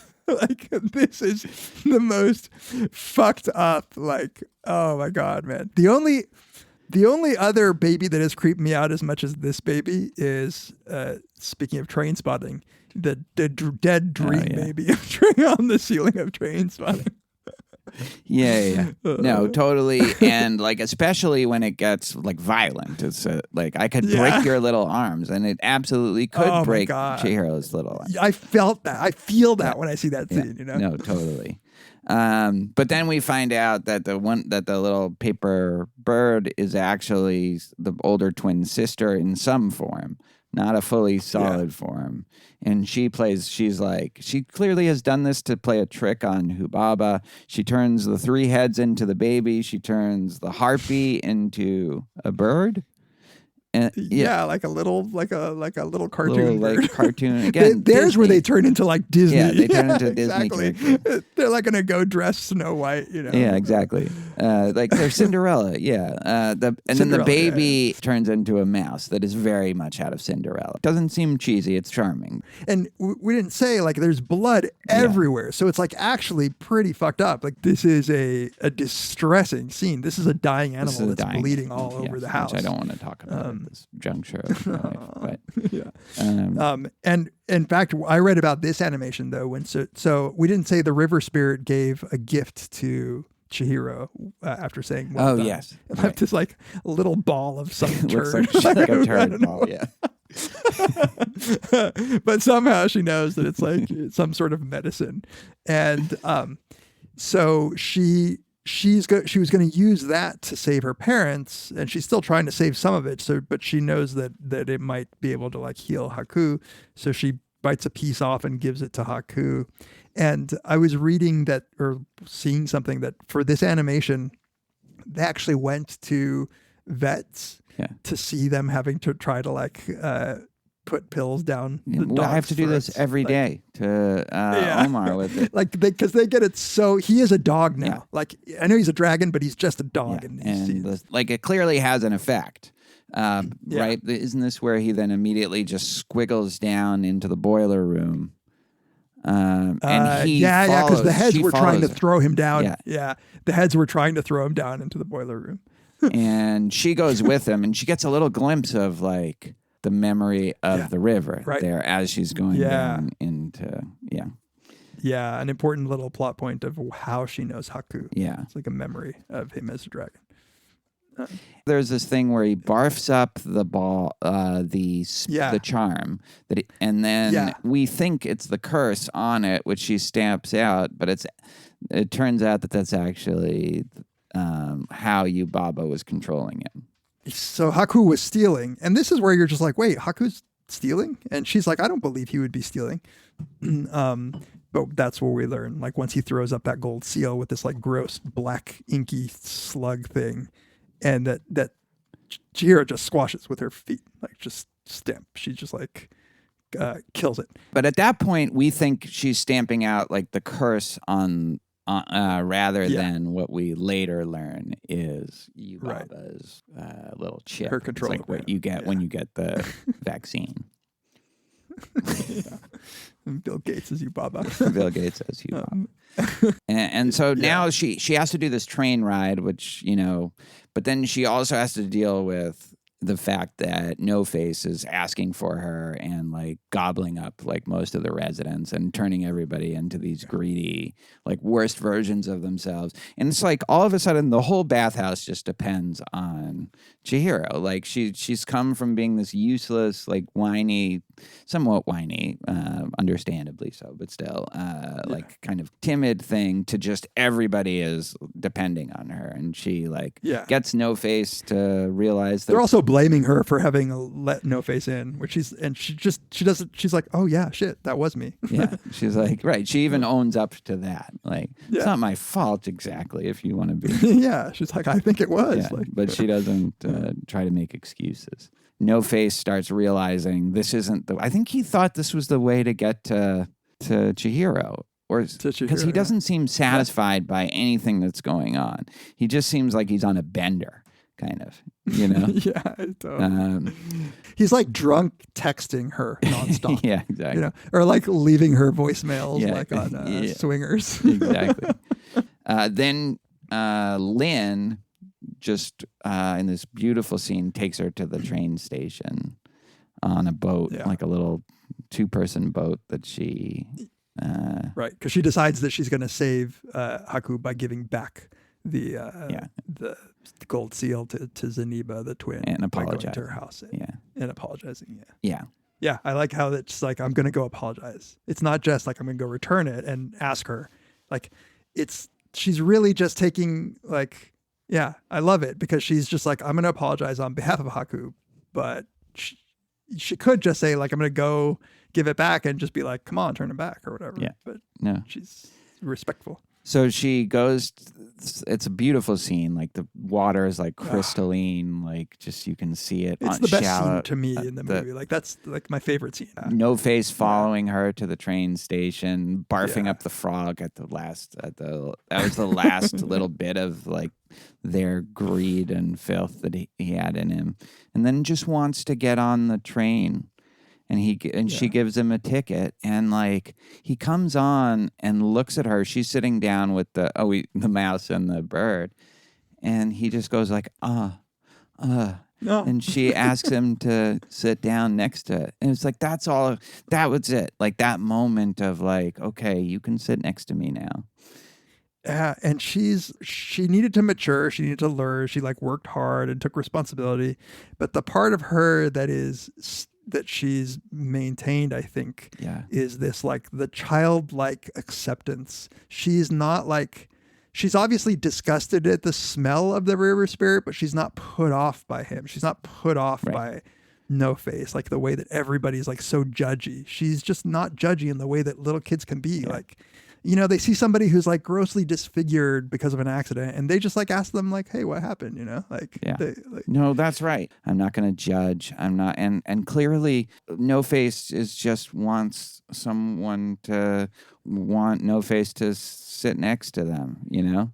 Yeah. And it's just the simplest thing. Totally. Lynn is like, are you really going to let him follow you? Like, or come on. Like, and she's like, come on, you know, let the guy. And Lynn it's fair enough from Lynn's point of view. Like it's been devouring. And Lynn is acting her role as the older, responsible, young adult, you know, like you better not fuck with her. I'll kill you, you know, but that's No Face has no interest in doing that. He just wants what Chihiro is giving him. In fact, that's another thing, you know, in the moment where he's trying to just give her like all this gold, she says, you can't give me what I need right now, which is a thing that just completely sends him off the rails. And that's because what she needs is to do something for somebody else. It's not gold. It's not something he can conjure out of thin air. It's like helping somebody that she loves or I don't know, like what the deal is there, but it's unclear what that is. It's kind of a thousands of years age difference there. So then you have this train ride, which I don't know, like if you know this movie, if you love this movie, it's so hard to describe. There are these people, they look like shadows of humans. To me, they look like, I guess ever since I've seen those shadow people, they look like people caught between worlds. Like it's almost like they're riding a train in the real world and we're in just like the spirit dimension of that train and we're just getting a glimpse of their shadows. Like it's like they're half dead from working all day. So they're like have a foot in the spirit world. They look like they're like salesmen in like a 40s and 50s movie, like shadows of that, you know, but they're not like unhappy, but they're just, it's been a long day and they're getting, you know, it's like creaking to get their luggage and, oh God. And I love the fact that the mouse, who's the baby, is looking out of the window because it's like out the window, and so that puts us in the perspective of being a child and seeing this new world for the first time. This baby has been denied like access to the outside world, and now the baby is seeing this, and yet none of this is overplayed or even played. You can actually miss the baby, and the bird is sort of like Is the bird holding up the baby, flying at that the point, baby up at the then window? Later they're sleeping, so it also gives like a great sense of the length cozy. And the long, like the length of this long train ride, and but you could totally miss looking at everything else. You could totally miss that the little baby rat is looking out the window. And the music is just utterly like just sublime. This is why this movie is a total masterpiece, classic.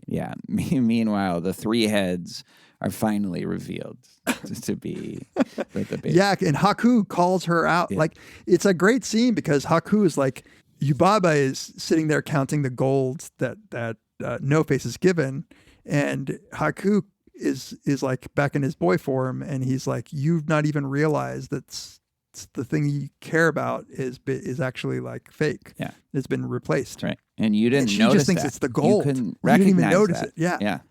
Yeah. And she thinks it's the gold. Yeah. Like it just shows her values. Yeah. And then at some point in horror, she realizes Yeah. that it's actually her baby.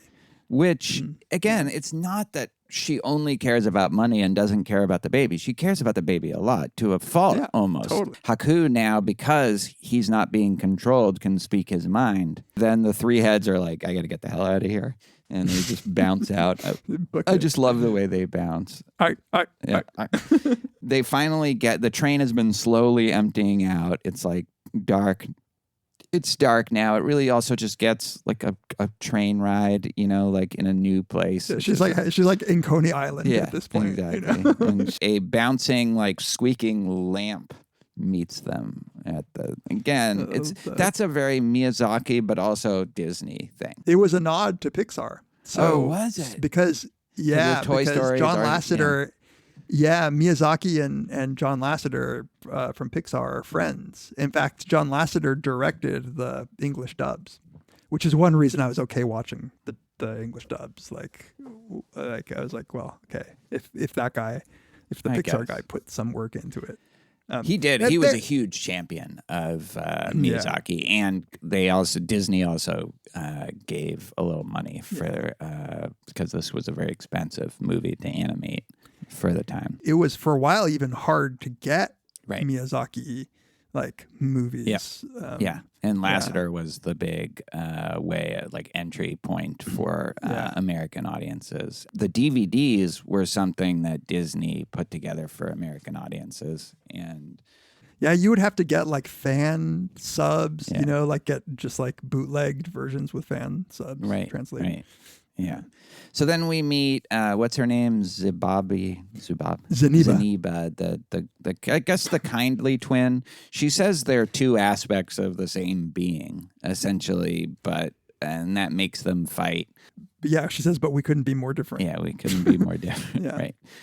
And this is where, somebody pointed out, like, so she lives in this little house in the country. Yeah. And somebody was saying that, like, their interpretation was Miyazaki, again, saying, like, one of them lives in this excess of decadence and, like, as Zeniba calls it, like a tacky. Yeah, which it is. It's very tacky. It's totally tacky, yeah. And Zeniba, the identical twin, lives in this very humble, like, country house. Yeah. It's a very nice scene. We're already in this mood from the train ride of being like, okay, now you get to the place and you're tired, but you get tea, she makes you feel at home. She's teaching the crew to knit. But she can't save, she says, her dragon boyfriend, she called it, all by herself. And then Chihiro says, I remember him, but I can't, I don't know where. And she says something along the lines of, everything that happens to you stays with you, even if you can't remember it, which I think a hugely important line in the movie. Yeah, totally. Then she wants to leave, and she's just stay a little longer. I think she knows Haku is fine and probably coming back to pick her up. But that everything that happens to you stays with you, even if you can't remember it, I always think of as like a very comforting line as a parent, because there's so many like awesome memories that have with Eliza. She doesn't remember. So I like to think that she, like, some part of her still retains it, even if she doesn't remember it. I mean, I think it's true. Like, and I also think Miyazaki, this is like such a Miyazaki philosophy. And I think that, I don't know if he's ever said anything like this, but I feel as if one of the goals with his films is to like make you remember the part of childhood that you think you've forgotten. Right. To just rekindle some it. of his movies, not all of his movies. Yeah. To reactivate it, like to remind you. It's still there, but like it's dormant, and it needs, in the same way that Chihiro, when she's flying with Haku, that's the thing that she needs. She needed this, like, because in that same flowing way that he's flying her as a dragon, she was in the river. That's where she kind of has the epiphany. And it's just really nice. She has to go when he comes there, and it's beautiful. And then and then No Face stays with her, which is like No Face he has a companion. Yeah. And beautiful. like, kind of like, I feel like a safe place to develop a real identity. Like, where he's not in danger of being polluted by all of those like terrible the greed of the other bathhouse. spirits. Which itself isn't that bad, though. That's the thing about Miyazaki. It's like the people at the bathhouse are nice too, though. Yeah. But I guess we should talk about, so the train was one way. She was going to walk back, but instead she gets a flight on Haku as dragon, and that's where she remembers, and that's just so cool. Like, I tear up constantly in this movie, but that's like when the things fall off and she says she remembers him. He was a river, but he saved her when she was young, and now he has his name back. Yeah, which was Kohaku, which was like, dude, your name is Haku. It's like not that bad. Yeah, and like that animation when as soon as he's like, yeah, my name was Kohaku, and just like the scales fall off, like, and then he's just like the boy. My first thought is always like, they're gonna fall. Maybe Maybe you say shouldn't this have told him when right you're now. like, I had that same thought today. Yeah, like don't tell him this while you're like midair. 1,000 feet in the air. And they do fall. They fall all the way until like they're about to hit the ground, and he just reveals that he can like actually fly. I didn't remember like how they got out. I was like, does the mouse save them? I mean, the flying bird and the mouse, like, do they like hold them up? Like, I don't remember this. But yeah, actually, he just kind of eases down like he's. They look like they're skydiving. Like their hair it's cool, like they're holding hands. And it's like so she's like, I'm so happy, and it's just so beautiful. And the music. And there she starts crying, and the tears are floating up in the air. And the like, mouse tries to grab the tears. It's so awesome. It's so good. I can't take it. Yeah. And so then we finally get to she makes it back, and now's the parent thing. She has to she has to pick out her parents. And I've always thought this was the one flaw in the movie. It's like, okay, enough tests, and the baby's like, I'm not gonna like you anymore, Mom, if you if you hassle her anymore. She's like, but I have to. It's a rule. And maybe it is. I don't know the rules. Bureaucrats, it's like Brazil. But also, it's like she has to be able to she has to not forget her parents. Like that was the thing. Yeah, that was set up. Like, to be fair, that was set up. That was set up, and it's important for her, even thematically. I think she's made a name for herself. She has literally recovered her name, but she is also like grown up, matured, and she's been a hero. But now she also has to remember that she's a daughter of these parents. And so she has to do that. I don't totally get the thing they're not there. It's like, so that was a little trick. Did she do a little extra trick there? I feel like she did. She's still being mischievous. None of them were actually her parents. And then she's like, none of these are my parents. And then they all turn back into the spirits and they cheer for her. Everybody cheers. Like, why couldn't you have just made her parents be there? And the whole bathhouse is on her side now. Then she has to go back. Yubaba's still not thrilled about it. She doesn't like to lose a valuable worker. But she allows them to go. The parents, no memory of anything that happened. They're walking back in a totally symmetrical scene to walking through the tunnel. The mother says the same thing about not clinging. And this is, I wanted to make that there's this thing where she clings to her mom still. Yeah. And she says the exact same thing. Don't cling to me. You're don't making cling. Me trip. But to me, the clinginess of the first scene is such a different thing than what's going on now, where there's two things. One, obviously, she's so happy to have her parents back, that she's of course you want to hold on tight. But two, I feel like I could be overinterpreting here, but I feel like when I see that, I think Chihiro's been through this huge whole ordeal that's very forced her to mature, But as she's walking back, I feel like she still has some childhood to live. Like, and I think she can embrace that. Yeah. She still like can be that child, like for maybe a couple more years, you know, like she's clearly matured, but like there's still nothing wrong with. It's not clinging anymore in the like pejorative sense. It is. Yeah. It's like, yes, I am. This is a new experience, and yes, I am capable. I've learned that I'm capable and empowered. It's like unclear how much she remembers of anything that happened. And then they get to their car, and this is where, like, if you want to say this is all a dream, well, like the car, there's like overgrowth on the car, so they've clearly been gone a long time. Yeah. And I'm sorry, like whatever, if you know anything about Miyazaki, you know that like, no, this was an actual experience for her. Like this is not. Like, it's a dream in the sense that life is a dream. Like it's not a dream in any. Spirits aren't metaphors for me. I mean, they're metaphors for like in the sense that they're metaphors for us all, but like like he takes it seriously. I mean, you could, I wouldn't rule out like a dream interpretation because it's very dreamy and all that. But I do think he doesn't make, like David Lynch doesn't make a huge distinction between dream and not dream. In the dubbed version now, as it's in the subtitled version, the original Japanese version with no subtitles because it's for Japanese people, the car just drives away, the end.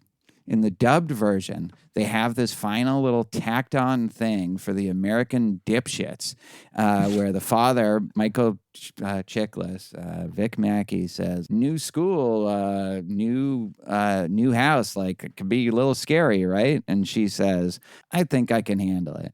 And that's just completely put in. It's not part of the movie. It is something that your boy, John Lasseter, just fed for the American morons that couldn't get from everything that happened that, like, yes, she will feel more prepared.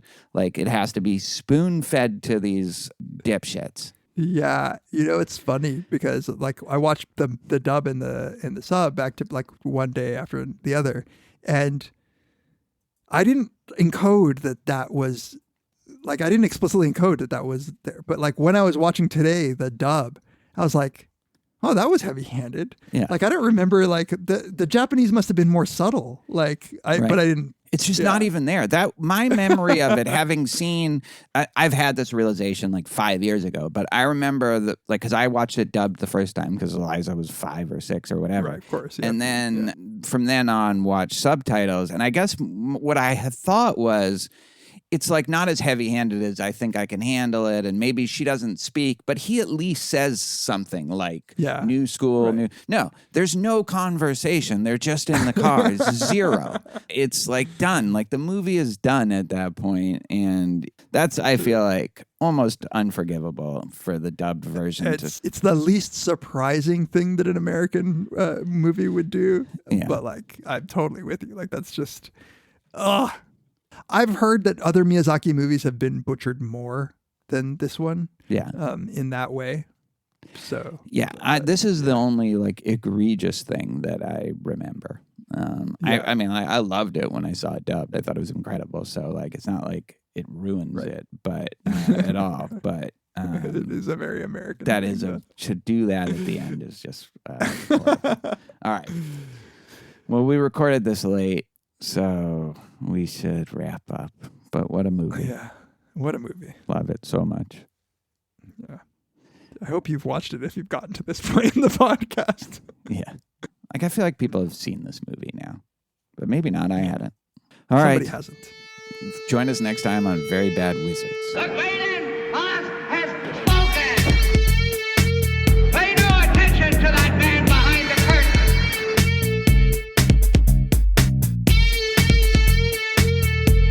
Who are you? Who are you? A very bad man. I'm a very good man. Good man. They think deep thoughts, and with no more brains than you have. Pay no attention to that man. Anybody can have a brain. You're a very bad man. I'm a very good man. just a very bad wizard.